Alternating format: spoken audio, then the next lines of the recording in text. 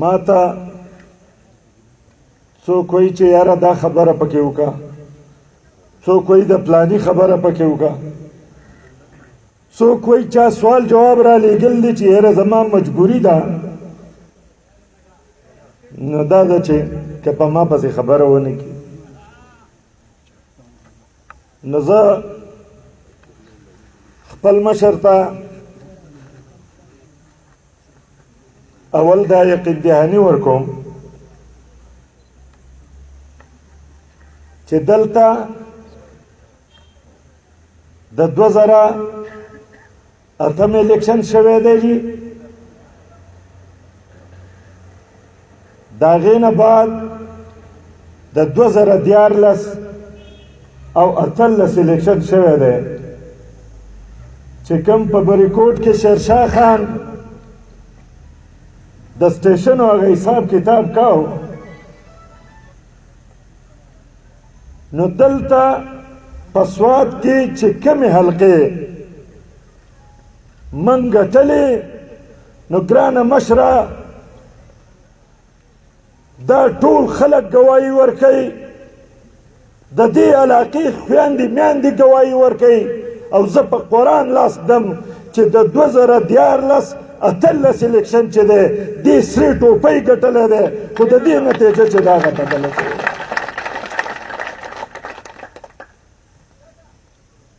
اکثر ما ته ملګري وایي ته وایي تقریر تیز کوې، په زورورو پسې خبرې کوې، من پسې تش خبرې کوو او هغه عملي کار زموږ سره کوي. خو که څوک وایي چې دلته به زه د پښتنو سره ظلم کوم، زما حق بالي 15 کاله زما کارکون چې دی هغه ځوان دی او که بوډا دی او که سپین ږیری دی، هغه ګرځي محنت کوي غر په سم باندې، خلک عوامي نیشنل پارټۍ ته راولي او د الیکشن په ماسخوتن باندې په 12 بجې خلکو د ورځې لاټین ته مهر والی او په 12 بجې ته د څوباړې چې دی نښه راوځي. نو زه به بیا د خبرې حق لرم، زه به یې کوم، ما څوک نشي منې کولی او زه نه منې کېږم. دلته لاندې یو کس چې د ټیکې مجبوري وه، د سیمټ د بوجۍ مجبوري وه،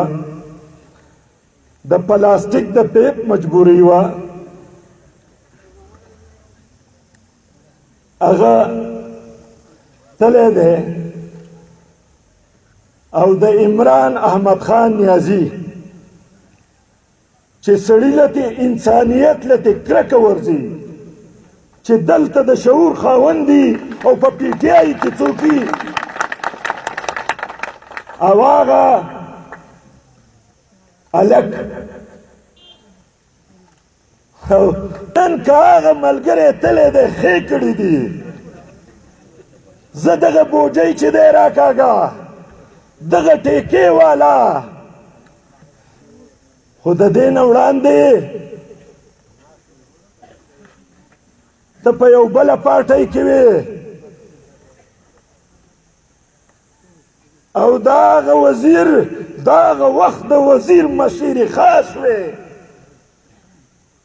او په کم حیثیت وې ورسره، هغه حیثیت هم دې مټې ته معلوم دی. ډېر ښه. د هغې نه بعد دلته کې علالې شروع شوې، ته د طالب ملګری شوې،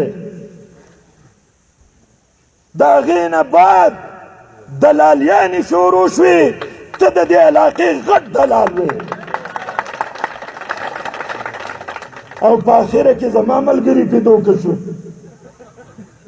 مینت او زارۍ کوله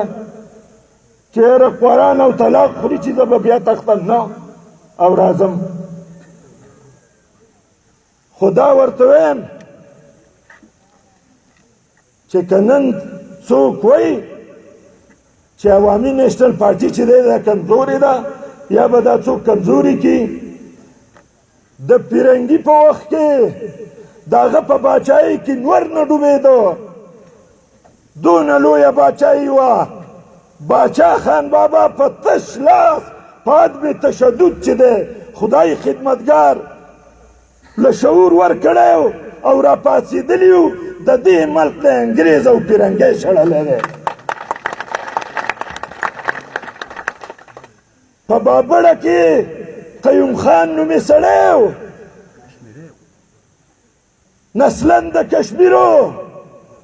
په پېښور کې آباد او په 400 په بابړه کې په جازونو بمباري کړې وه. د باچا خان بابا په سپایانو او په هغه چې 800 شهیدان پکې شوي وو او بیا د هغه کردار ته ګوره چې وی چې دا مړي به م نه وړئ